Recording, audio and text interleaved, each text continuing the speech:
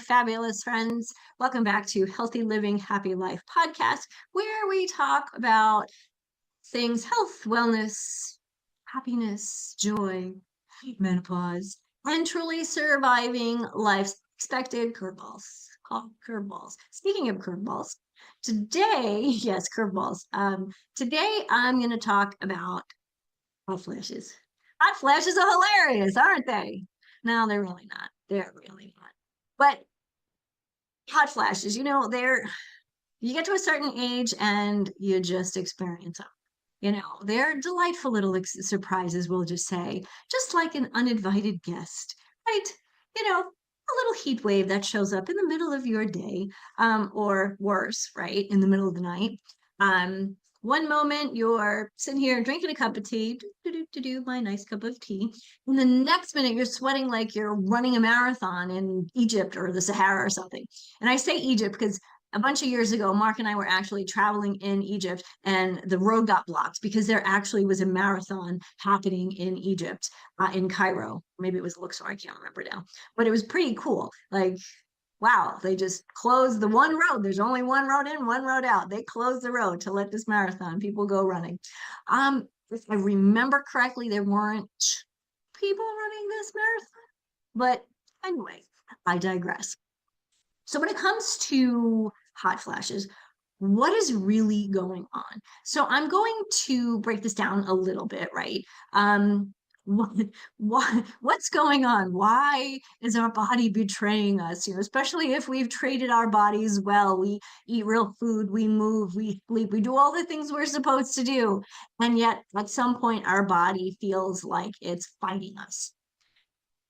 We know that the main culprit with hot flashes, menopause, perimenopause, is basically estrogen leaving the room. It's headed out the door. Now, sometimes it heads out slowly. Other times it kind of drops pretty quickly. So when estrogen is dropping during menopause, and of course we talk about menopause, even though menopause, the technical term means it's actually one day, but we give menopause the 3 phases of menopause, like the one name we call it menopause. But truly, most of this happens during perimenopause.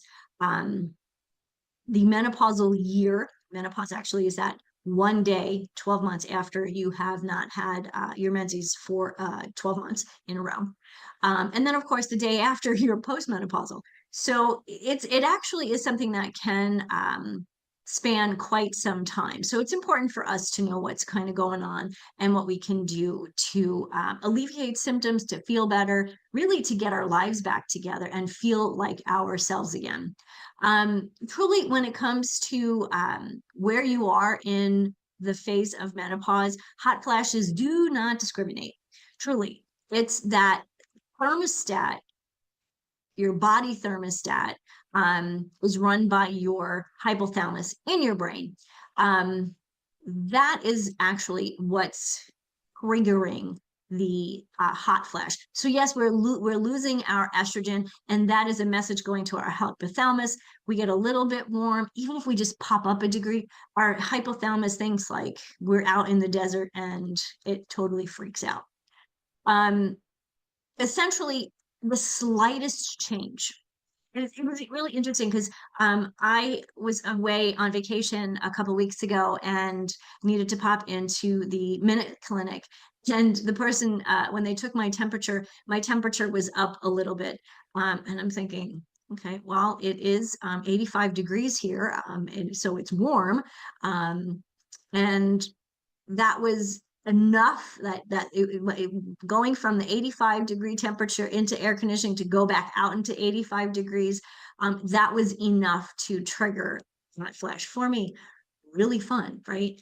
I always find that, especially in the beginning when you first start experiencing hot flashes, they're kind of temperamental, right? It's kind of like a toddler who's lost their toy and is kind of like having a hissy fit, right? It's like, oh my God, it's a degree warmer. I'm hot.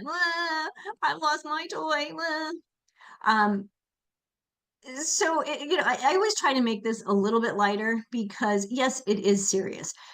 What we're experiencing is frustrating, it's confusing, it's stressful.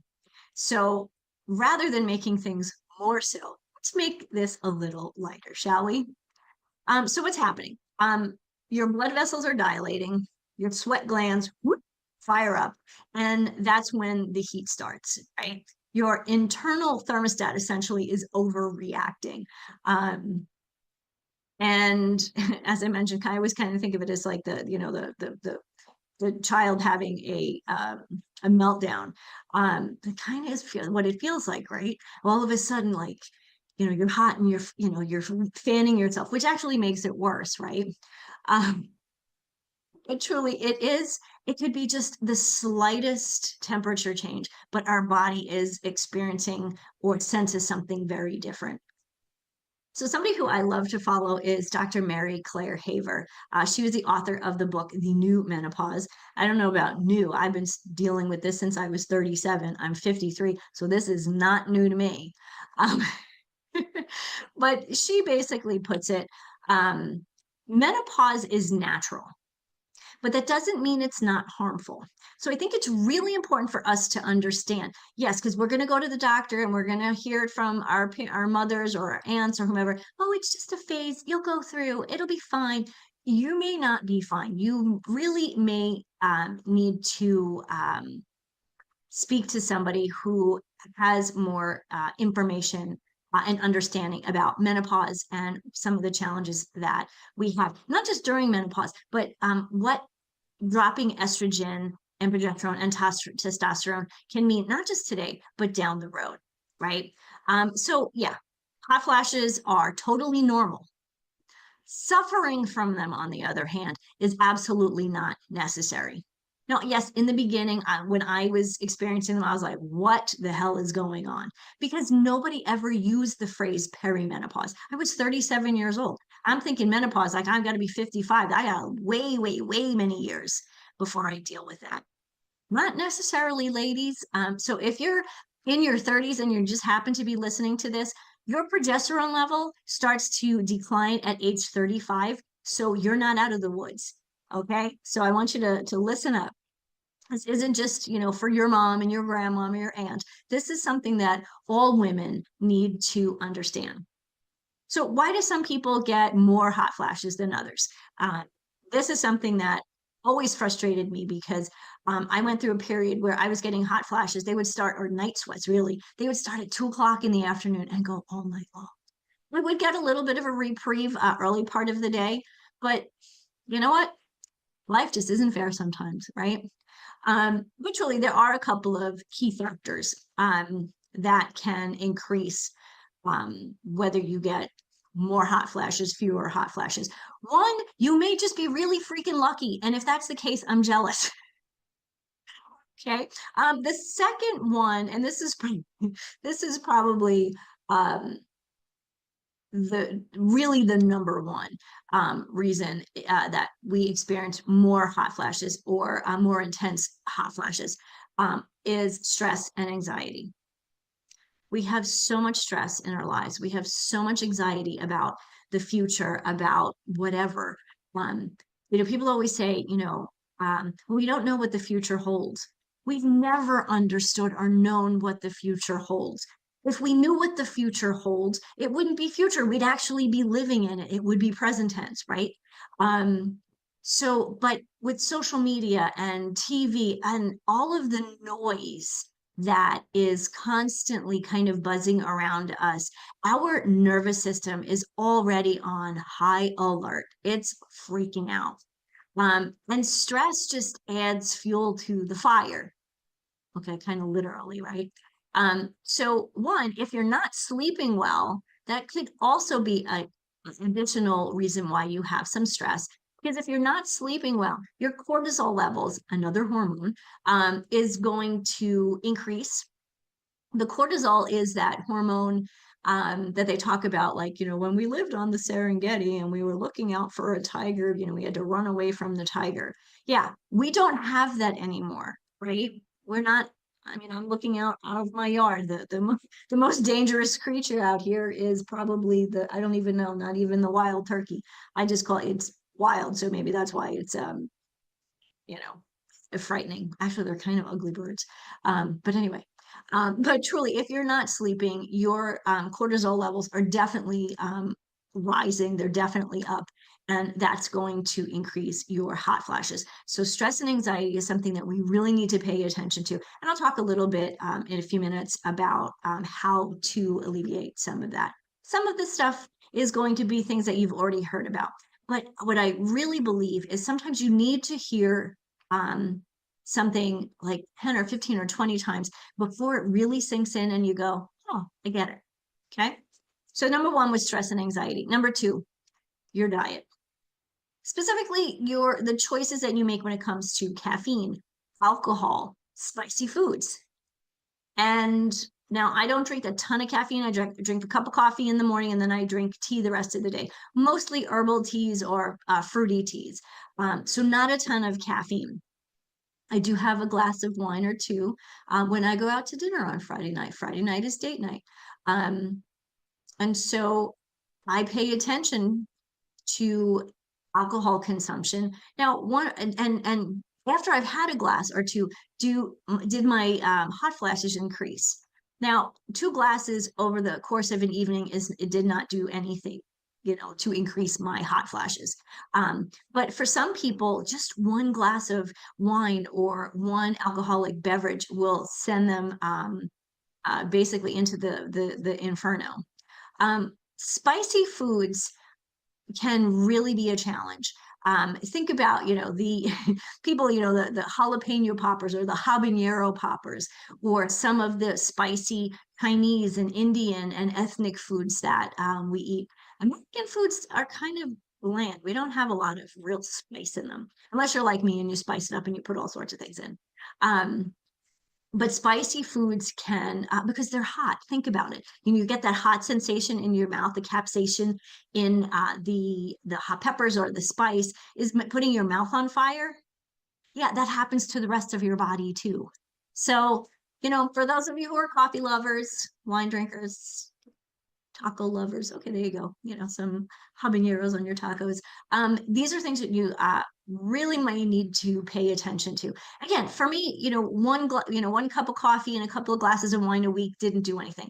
For a short period of time, I did struggle with spicy food, but at this point, 3 years postmenopausal, I don't find it being a challenge anymore. Um, Fingers crossed, right?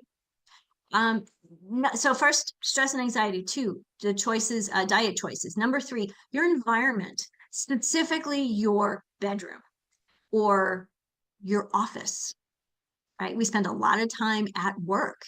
If your room is overheated, this is a problem.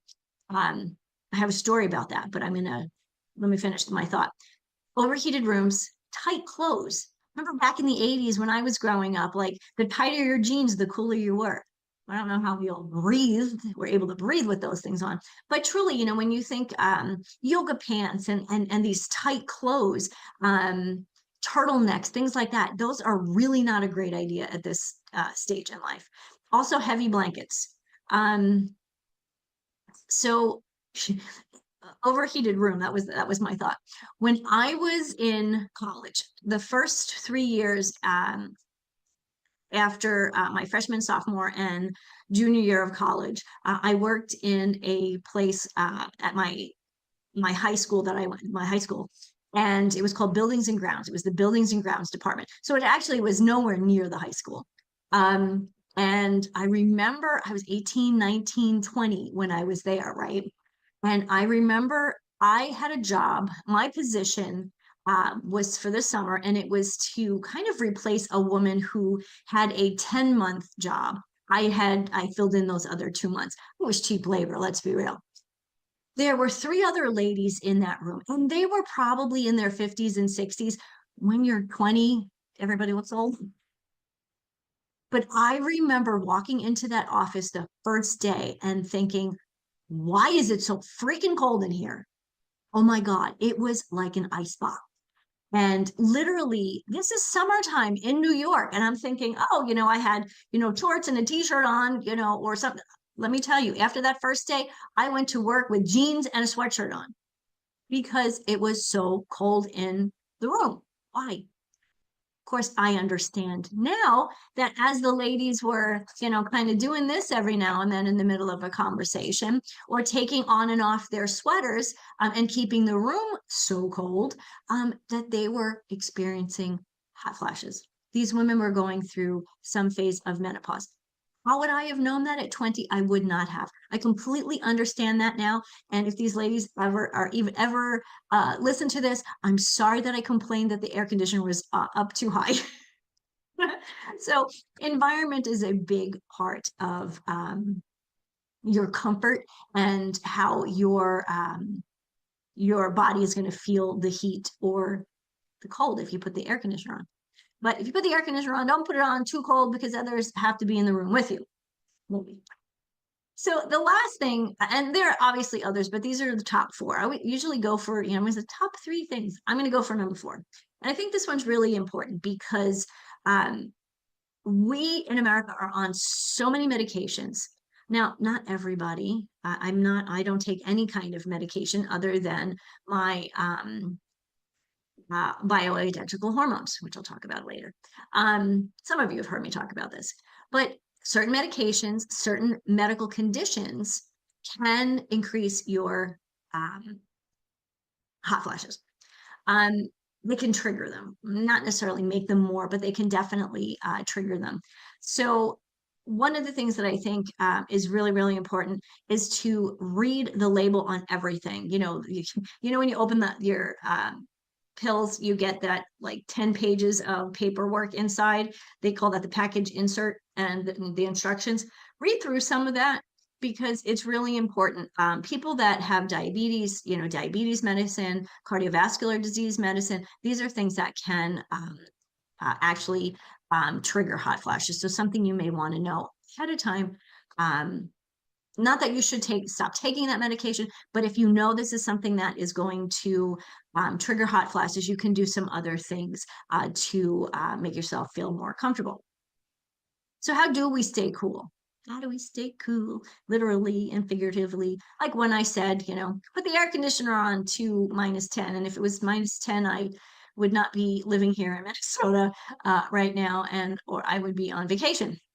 But there is good news, of course. Yes, fanning yourself. I know, like a lot of us, you're sitting there watching, Denise, I get what you're saying. There are actually things that you can do. They're simple, not anything you've probably, not things you've not heard before. But I think it's really important to pay attention and really to make these part of your everyday. Number one, dress in layers.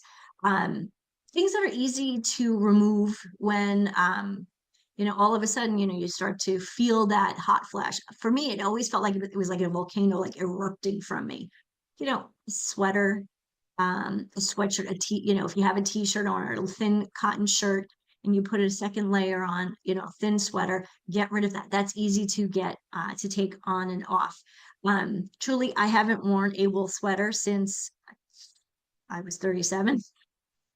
As much as I love my wool sweaters, anything with a turtleneck, those are gone because they're not easy to take off, right? Even here in Minnesota, when it's freezing, when I'm inside, I don't need all of that. So layers are really important. Stay hydrated. Drink cool water. I don't think that we need to drink ice water all the time. The challenge with ice water, that one that I feel is drink ice water and it actually gives me a brain freeze, kind of like eating ice cream. But it also, like when you feel it, it seems to feel good, but your body has to then, take that ice cold water and actually heat it up internally. So it's kind of them working harder. So if you're drinking cool water, so necessarily room temperature, but just below room temperature, your body doesn't have to work overtime on drinking that water and bringing it to a more body temperature. Number three, identify your triggers. When somebody first told me this, I thought this was brilliant. Um, I had been struggling for a while at this point, and I had been to different doctors. I had even been to a menopause specialist who was absolutely useless because at I think at the time I was 40 or 42. She looked at me and says, you're not menopausal." Okay, I wasn't menopausal, but I was perimenopausal, and she had absolutely nothing to help me other than said, "Go back on birth control and you'll be fine." Mm. So after I left her office, I found a company. It turned out there was a questionnaire that I found, and in that questionnaire, they asked me a bunch of questions. And when I spoke to a nurse from that company, she had me write down for 2 weeks. She asked me to keep a journal. How do I feel? What am I eating? When am I having these hot flashes? What are my emotions? All of the things that I had been struggling with, I started to write it down in a journal. And all of a sudden, I started to notice patterns. There were times, when was I getting the hot flashes? Like I mentioned earlier, they started at 2 o'clock in the afternoon and they went all day long, right? Um, Knowing what is triggering you, you can alleviate those things. Again, if you notice that, drinking red wine is triggering a hot flash, then maybe you don't drink red wine. Maybe you try white wine. Right. But when you know when you know what's happening, you can make those changes. Manage your stress. As I mentioned earlier, stress and anxiety are the number one things that can help increase or help that increase our hot flashes, right? Deep breathing, yoga, meditation. When I first heard about them, years ago, it was always kind of like granola crunchy people. Like, no, I'm not like that. I don't do yoga. I don't do that. Oh my God, what I didn't know then, I'm so glad I know now because I love doing yoga. I love doing meditations. And it does absolutely help reduce stress. Uh, I mentioned before about environment, cool your bedroom. This is really important because, hot flashes when you're at work during the day, yes, they're annoying, but we can kind of deal with them. But at night, they're going to affect your sleep. They're going to affect your energy. They're going to affect your mood the next day. So fans, moisture wicking PJs, important. I know my husband always has this. We have this beautiful blanket that we bought in New Mexico that he has on the bed. And every night he pulls it up and like to the top. And right before I go to bed, I take the blanket and I put it on his half of the bed because I just can't handle the heavy blanket.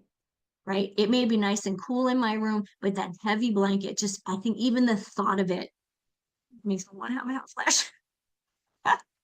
The other trick that I found is if I start to get warm, I stick my leg out of the blanket, and guess what? I cool off pretty quickly. So lots of little tricks that you can learn that will help you alleviate some of your hot flashes and at least help you to feel better when you are having one. There are lots of natural remedies. Some people swear by herbal teas, acupuncture, or some different supplements. There are hundreds of supplements on the markets now. What I would say to you, because when I started searching, everybody had a product, a pill, um, whatever, pill, potion, powder. I mean, it was crazy. Cream, people that I didn't even know because I started searching online, right?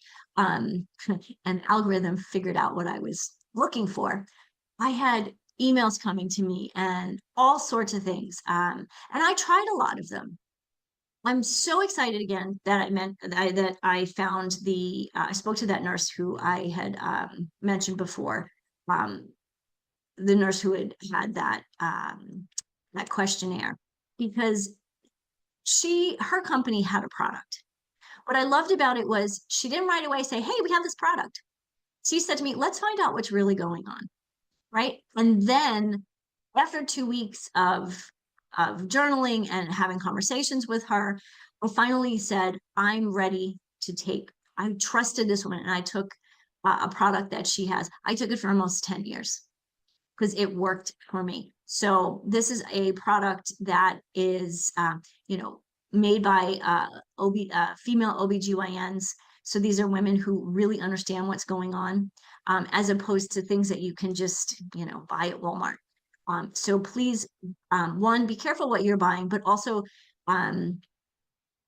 check with your doctor, because you never know if there's an ingredient in a natural supplement that can is contradicted with medication that you may be taking, or an illness you may have. So I think it's really, really important to understand this one last piece, though. There is no menopause miracle, right?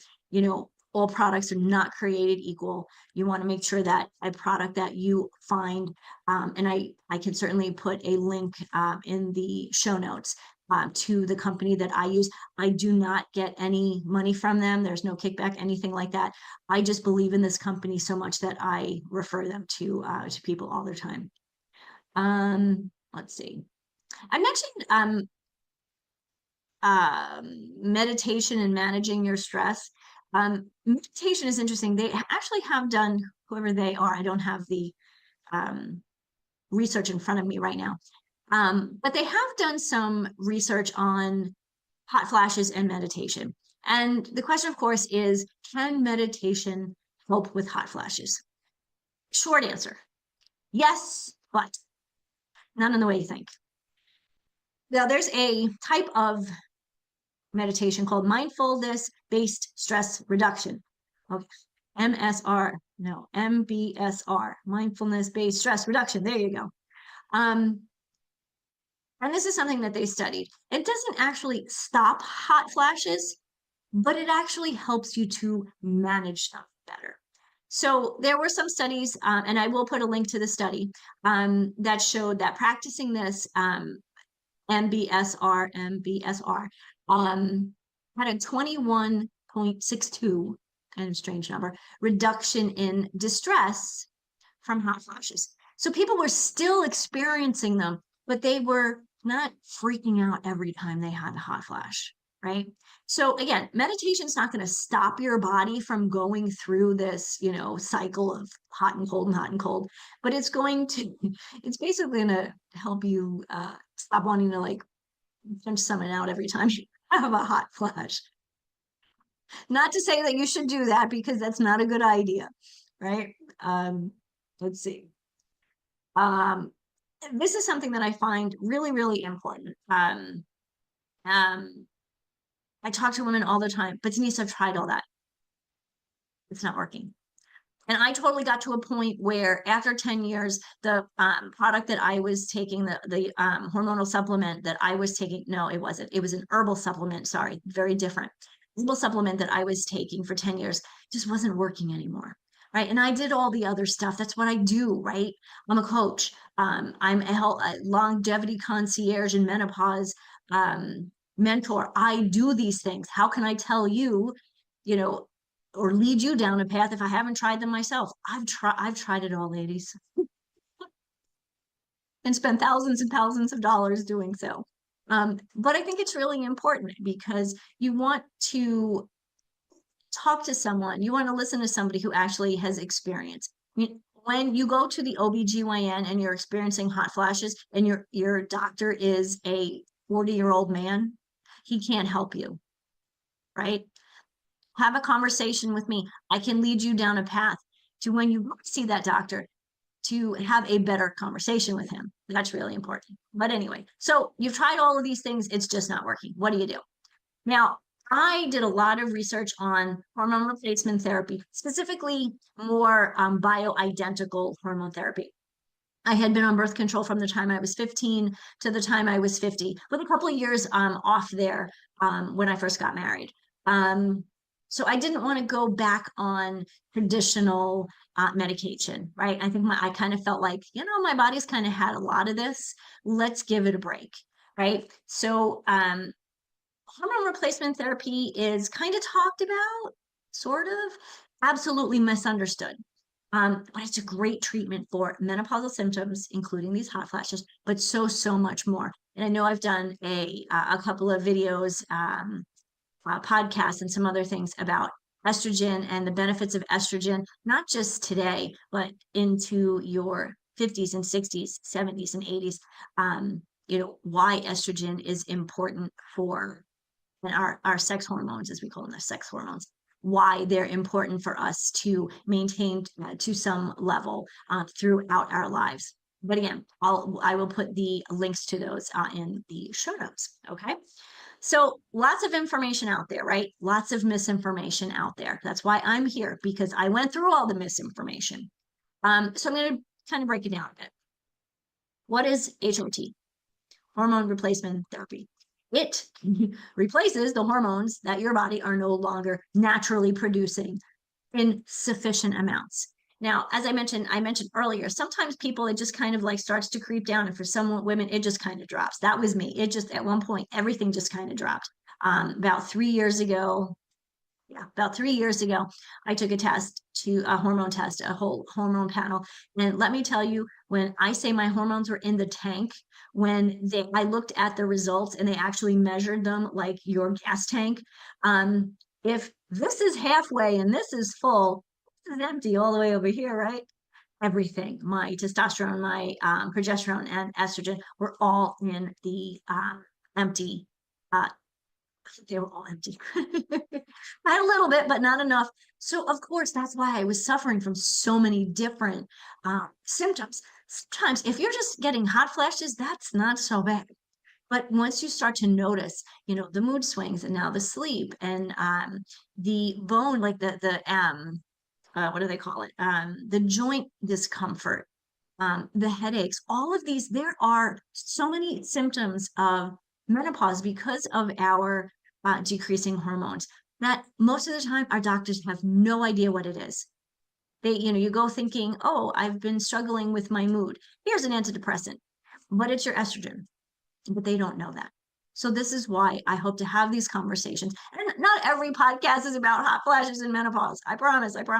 But it is so, so important that we know this. Again, so HRT, replacing hormones that your body is no longer producing enough of.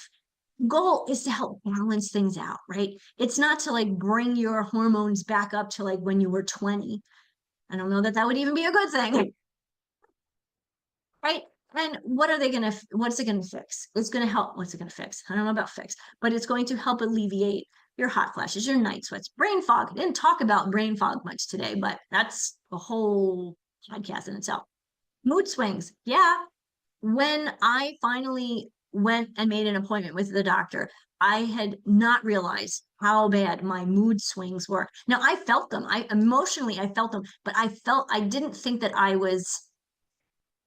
that my husband was experiencing them too. And absolutely he was. So let me tell you, ladies, if you're going through menopause, perimenopause, guess what? Your husband or spouse or loved one is going through too. They're going along with you. They just don't know what it is. Along with all of this, sleep disturbances, obviously night sweats. If you're waking up in the middle of the night, your sleep is not great. But sometimes it's, you wake up at 2 o'clock in the morning and you're like, okay, I can't go back to sleep. That is common, but it's not normal. And that is often a challenge with menopause. And of course, this one is really embarrassing, but this is the one that really affects our life with our partner. I said it. I really hope my mother doesn't listen to my podcast. Anyway, yeah, that one's not fun, right? It affects the way we feel about ourselves, about our partners, about being with our partners. And of course, HRT includes estrogen because that's one that we are dropping down. If you still have a uterus, which most of us do unless you've had a hysterectomy, progesterone is also added there to protect against uterine cancer. And I will talk a little bit more about that in another podcast, but it's important to know that for most women, HRT is estrogen and progesterone combined, right? Estrogen and progesterone are kind of like kissing cousins, I always call them. They need one another. They balance each other. They support each other, right? There is also not exactly testosterone. Well, no, there are testosterone options, which help with libido and energy, actually with bone density as well. For women, most most places that I have looked at and searched do not have testosterone in itself. What they will offer is a DHEA supplement, which is a precursor to testosterone. So this is something, as I mentioned earlier, my testosterone level was in the tank. Well, no wonder why I just didn't feel it anymore, right? And I adore my husband. So it was really a challenge. Um, Again, I decided on bioidentical hormones, which basically means that they are plant-derived um, hormones as opposed to a synthetic based it's actually the HRT from the doctor is basically pregnant mare urine. That's what it's from. And I forget what they obviously get the estrogen progesterone from that. That, when you think about it, it's kind of gross. It works. As I mentioned, I decided to go the bioidentical route. I've had very much success, but I have a very, very close friend who takes regular HRT because that's what's worked for her. So is it safe? That's usually what everyone's like, oh my God, you know, they hear HRT and everybody freaks out. Because years ago, there was a study back from 2002. Okay, we're going 23 years ago, right? This study, it was called the Women's Health Initiative. And it was, when it was published, sent like women and their doctors in a tizzy, right? Everybody all of a sudden stopped taking their HRT. They started feeling like crap. Their hot flashes went back. Their mood swings, all of the things that they'd experienced, all of a sudden came back because they stopped because this study, which had a lot of problems from the get-go, this study was never going to be right. So what the study showed was that HRT actually it suggested, sorry, that HRT increased breast cancer, disease, and stroke. Ah, well, of course everybody went, whoa, I don't know about this anymore. But here's the thing. This is what we know now. The study, as I said, was flawed. It started looking at women taking HRT in their late 60s and 70s. I don't know about you ladies, but I'm not there yet. HRT is something for a woman to start thinking about if they're experiencing symptoms in their 40s and their 50s. Not when they're 70. That makes absolutely no sense. There is actually studies now that show that if a woman has not been on estrogen therapy or hormone replacement therapy and is now 70, that is not a time to put her on any of that because there are other complications. You know, I work with women 45, 40 to about 65 because after 65, we know that other stuff starts happening to our bodies, right? There are other disease states, there are other things that I am not, that are really not in my wheelhouse, right? That's where our geriatric doctors come in, right? They work with women and people who are over a certain age, right? But what we have found that research absolutely proves that HRT, when you're in your 40s and 50s, and within 10 years of menopause. So if you are 60, right, and you started menopause at 55, you're still okay. Like this is actually, you're going to get benefit from HRT.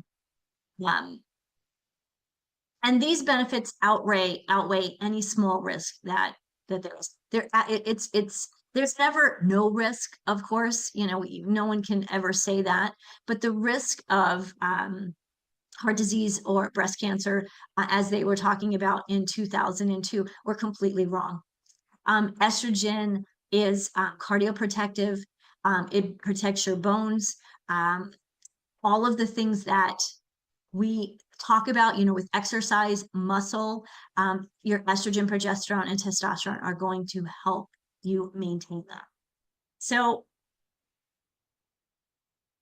interestingly, and I don't, again, I'll put the study in the show notes. HRT may actually be, well, we do know it's heart protective, bone protective, but it also may um, protect your cognitive function as well.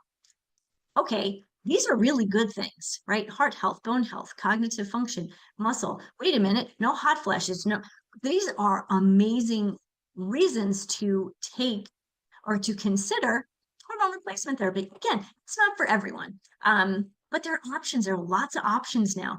You know, with HRT, you have your traditional, you have bioidentical, you know, there are creams, there are patches, there are sorts of things, right? So who should consider it, right? You might be a good, or HRT might be a good option if your symptoms, your menopausal symptoms are affecting your quality of life. I mentioned the very beginning, they're normal. We don't have to suffer through them, okay? If you started menopause early, before age 45, and you need to protect against bone loss and heart disease. Oh, didn't bone loss, heart disease. Yep. HRT can do that. Kind of amazing. Now, most women do not go through menopause at this stage, at that age, or at that early age. But of course, never say never. There are some women who do. Again, if you want to preserve your brain function, though there are so many studies out there now that suggest that HRT helps protect against dementia and Alzheimer's disease. I know that we're so afraid of breast cancer and Alzheimer's disease, but yet we're also afraid of doing the things that can help us reduce a risk of getting those. And this one for me was the biggest was, you know, if you're struggling and you're not getting sleep and your mood and your energy are just in the tank, this is a great opportunity for you to talk to someone about HRT, bioidentical, and really start feeling better soon. Now, if you do have a history of breast cancer, blood clot, stroke, or some of those other conditions, your doctor will probably advise against it. Do some research because, again, it's heart protective, it's bone protective. Your doctor may not have all of the most recent data. So I think it's really important for you to have the best information, educate yourself on HRT about whatever your condition may be or non-condition, right? If you're just struggling with symptoms. And when you go to see your doctor, whether it's a traditional medical doctor, naturopathic doctor, they're probably going to be a lot more understanding and much more educated in this whole area here.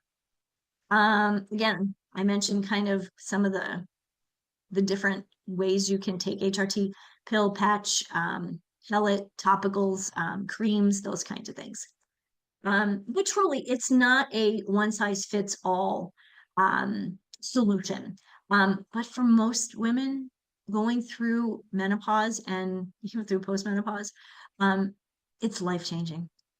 And the key really is it needs to be personalized for you. What I take, the bioidenticals that I take because they're actually based on my hormone numbers. They're made in a compounding pharmacy, not my regular pharmacy, but a compounding pharmacy to a specific degree, let's just say, that is specific for me. So I'm the only one that gets that particular one, right? Where most other HRT, traditional HRT, kind of comes in, you know, this dose or this dose, you know, whatever those doses may be, I don't actually know.